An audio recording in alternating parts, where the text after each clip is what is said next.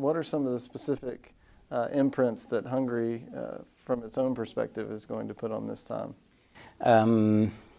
Well, it's Hungary. The economic basket is particularly relevant, I think, to Hungary because of the crisis that's occurred there. There's a high unemployment rate by Hungarian standards. They're about 10% unemployment, which sounds pretty familiar, about like us, but it's a different type of employment. Much of our unemployed really are underemployed and not necessarily long-term unemployed. There are large segments of the Hungarian workforce that have been unemployed for quite some time. So it's a little bit more serious than the 10% may indicate. They need to create jobs. They're looking for foreign investment. So they're trying to implement rules within the European Union during its presidency that'll make it easier for trade and investment within the European Union among the member countries. Already there's a pretty free flow of imports, exports, investment with its Central European and Eastern European partners, but not as much from the western part of Europe. So they want to make sure that they facilitate, remove barriers that will promote a greater integration, greater cohesion among the economies, and that way ensure more long-term sustainability for growth.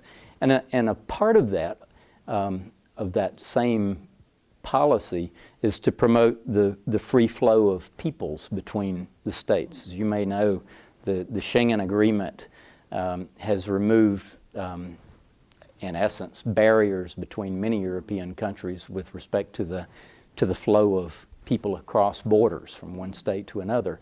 But there's some fairly new members of the European Union that are still not part of Schengen. And Hungary's going to push, for example, for Bulgaria and Romania, new members, to become members of Schengen. This has to be endorsed by the European Union, so that their workers then also can move across Europe. Integrated with that issue also is one of the big social agenda issues that Hungary's promoting, and that deals with the Roma population, or as we might call them in common parlance, gypsies. They're known as Roma in Europe. It's the largest minority in Europe. It's about 10% of the population of Hungary. It's an even larger percentage in Bulgaria and Romania. There were issues last year in France that were highly publicized with respect to the Roma population that had migrated at some point in history from Eastern Europe to Western Europe. And France was having, and continues to have, as are many other countries in the European Union, difficulties in integrating the Roma into their population. It's a different culture, different values, and traditionally an impoverished minority.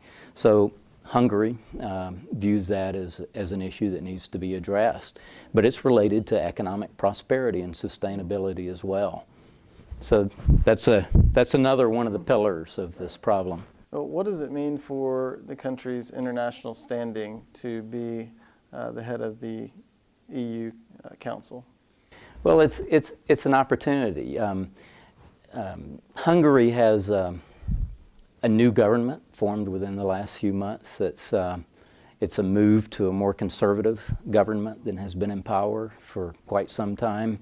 It's called the Fidesz Party.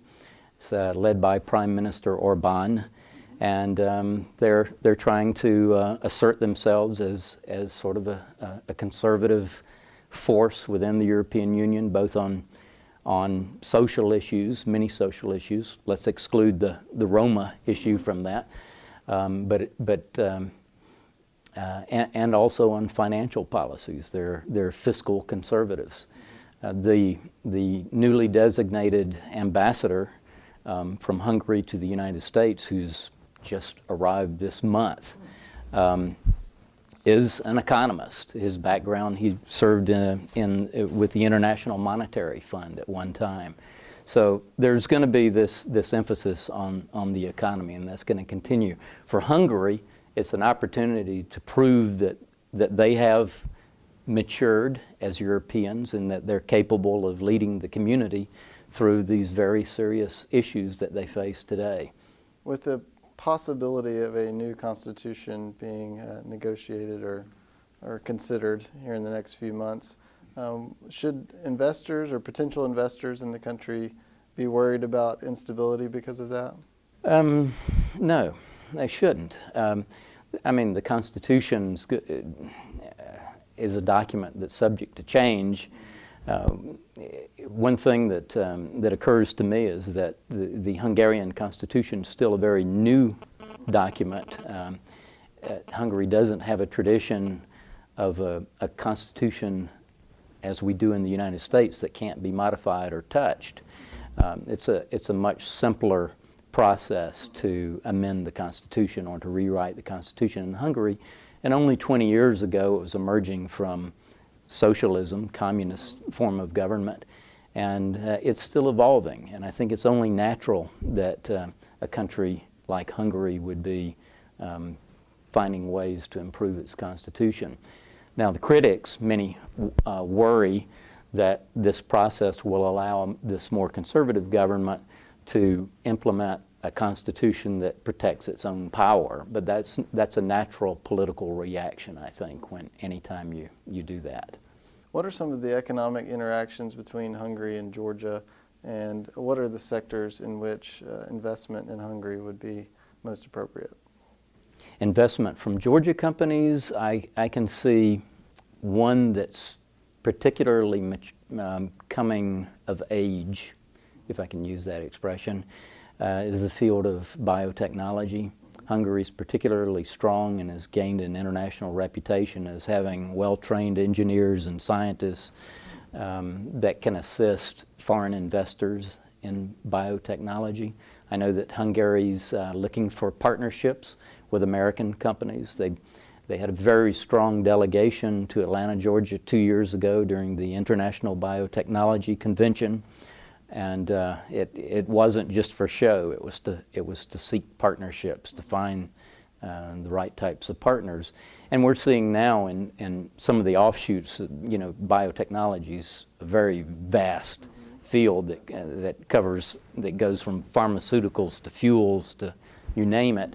But especially on the fuel side, Hungary's interested in investment in biomass. Pelletization of fiber products, whether it's grasses or wood, for export. Seems like definite opportunities for collaboration with Georgia there. Well, there are, and you've seen recently some German companies taken an interest in South Georgia and established presence there, and I think you might see that in the future with a Hungarian company. Not that I have one in mind in particular at this point, but it is something that's attracting some interest, and I've visited some potential Georgia investors that might be interested too. Another area would be the film industry. Hungary has the largest film industry in Central Europe. Budapest has a very old film tradition. In fact, the former ambassador who appointed me as the honorary consul returned to Hungary once his tenure ended in the United States and became the CEO of a very prominent film studio outside of Budapest. He's no longer in that position, but it just illustrates that that is regarded as a very prominent, respectable industry in Hungary, and I'm interested in seeing some collaborations with Georgia film industry and Hungarian film industry. There already are some that exist. I visited one in Georgia that has a branch studio in Budapest, and so we may see more.